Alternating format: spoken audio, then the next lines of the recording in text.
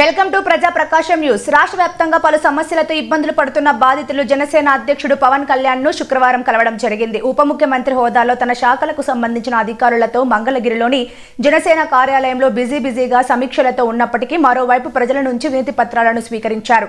ఎన్నికల హామీలలో భాగంగా ప్రభుత్వం విడుదల చేసిన మెగా డిఎస్సి నుంచి 1143 ఉపాధ్యాయ పోస్టులను మినహాయించాలని గిరిజన సంక్షేమ గురుకుల పాఠశాలలో పనిచేస్తున్న అవుట్ సోర్సింగ్ సిబ్బంది కోరారు. గిరిజన సంక్షేమ గురుకుల పాఠశాలలో అవుట్ సోర్సింగ్ విధానంలో తాము బోధనలో చాలా సంవత్సరాలుగా పనిచేస్తున్నామని వారు తెలిపారు. 2022 పీఆర్పీ ప్రకారం వేతనాలు వచ్చేలా చూడాలని, అవుట్ సోర్సింగ్ ఉపాధ్యాయులమైన మమ్మల్ని కాంట్రాక్ట్ రెసిడెన్షియల్ టీచర్స్ గా పేరు మార్చాలని విజ్ఞప్తి చేశారు. అలాగే ప్రభుత్వం చేపట్టిన మెగా డిఎస్సిలోనే డ్రాయింగ్, క్రాఫ్ట్, మ్యూజిక్ ఉపాధ్యాయులు నియామకం కూడా చేపట్టాలని ఆంధ్రప్రదేశ్ రాష్ట్ర ఆర్ట్ అండ్ క్రాఫ్ట్ నిరుద్యోగ ఉపాధ్యాయుల సంఘం కోరింది. ఈ సందర్భంలోనే పలువురు దివ్యాంగులు తమ సమస్యలను చెప్పుకునేందుకు పార్టీ కార్యాలయానికి తరలివచ్చారు. వారందరి నుంచి పవన్ కళ్యాణ్ వినతి పత్రాలు స్వీకరించడం జరిగింది.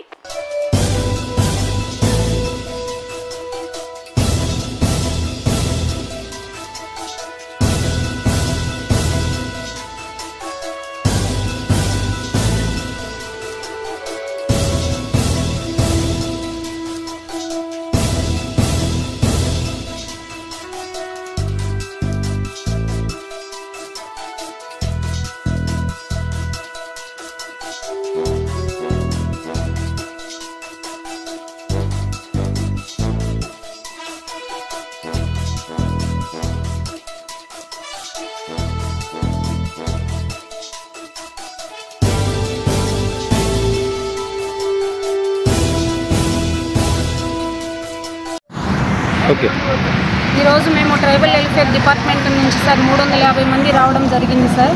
డిప్యూటీ సీఎం సార్ దగ్గరికి రావడం జరిగింది. అలాగా మేము పొద్దున్నుంచి ఇక్కడ ఉన్నామని సార్ మీటింగ్లో తెలుసుకొని 350 మంది నా కోసం అక్కడ వెయిట్ చేస్తున్నారని సార్ వచ్చి మమ్మల్ని కలవడం జరిగింది సార్. అది ఏ విషయం మీద అంటే డిఎస్సిలో మా గురుకుల పాఠశాలలో అవుట్ సోర్సింగ్లో చేస్తున్న మా పోస్టులన్నీ మెగా డిఎస్సిలో కలపడం వల్ల మేము నష్టపోతున్నామని సార్కి విన్నవించుకోవడానికి వచ్చాం సార్. అదే విషయం మేము డిప్యూటీ సీఎం మన పవన్ కళ్యాణ్ సార్ గారికి తెలియపరచడం జరిగింది. అలాగే సార్ కూడా మా విషయాలన్నీ మేము ఏ విషయాలైతే చెప్పామో దాదాపు 16 ఈ డిఎస్సిలో మా పోస్టులు కలపడం వల్ల గురుకులంలో పనిచేస్తున్న 1600 మంది మా కుటుంబాలు రోడ్డును పాలవుతాయి సార్, మమ్మల్ని మీరు కాపాడండి అని మేము సార్ని విన్నవించుకోవడం జరిగింది. అలాగే డిఎస్సి నుంచి మా పోస్టులను మినహాయించి మమ్మల్ని సిఆర్టీ చేయమని కూడా సార్ని వేడుకోవడం జరిగింది. అలాగే సార్ కూడా చక్కగా మా మాటలన్నీ విన్నారు, అలాగే మా అర్జీలన్నీ తీసుకున్నారు.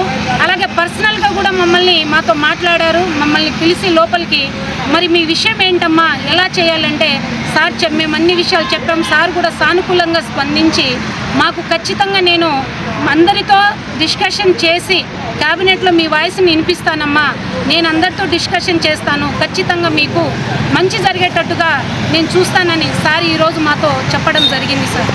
అందున మేము సార్కి కృతజ్ఞతగా సార్కి ఎప్పుడు రుణపడి ఉంటామని తెలియపరుచుకుంటున్నాం. Thank you.